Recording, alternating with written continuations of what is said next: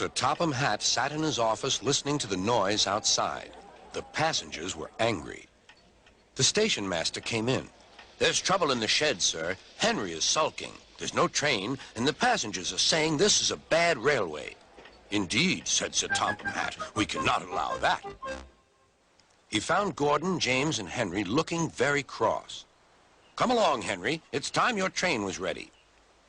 "Henry's not going," said Gordon. "We won't shunt like little tank engines. That was Thomas's job. We're important tender engines. You fetch our coaches and we will pull them. Tender engines don't shunt." "We'll see about that," said Sir Topham Hatt. "No engine on my railway is too important for small jobs." And he hurried away to find Edward.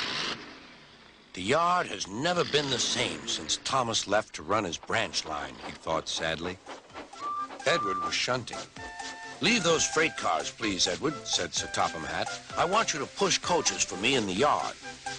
"Thank you, sir. That will be a nice change." "That's a good engine. Off you go, then."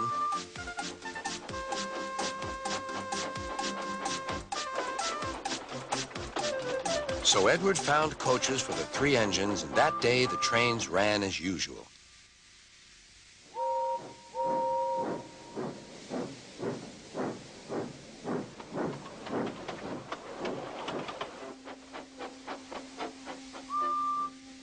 But next morning, Edward looked unhappy. Gordon came clanking past, hissing rudely. "Bless me," said Sir Topham Hatt. "What a noise!" "They all hiss me, sir," answered Edward. "They say tender engines don't shunt, and last night they said I have gray wheels. I haven't, have I, sir?"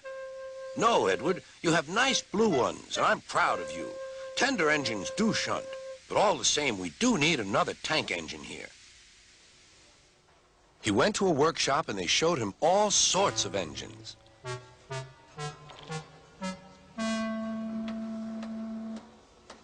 At last he saw a smart little green engine with 4 wheels. "That's the one," he thought. "If I choose you, will you work hard?" "Oh, sir. Yes, sir." "That's a good engine. I'll call you Percy." "Yes, sir. Thank you, sir." And Sir Topham Hatt brought Percy back to the yard. "Edward," he called, "here's Percy. Will you show him everything?" Percy soon learned what he had to do, and they had a happy afternoon.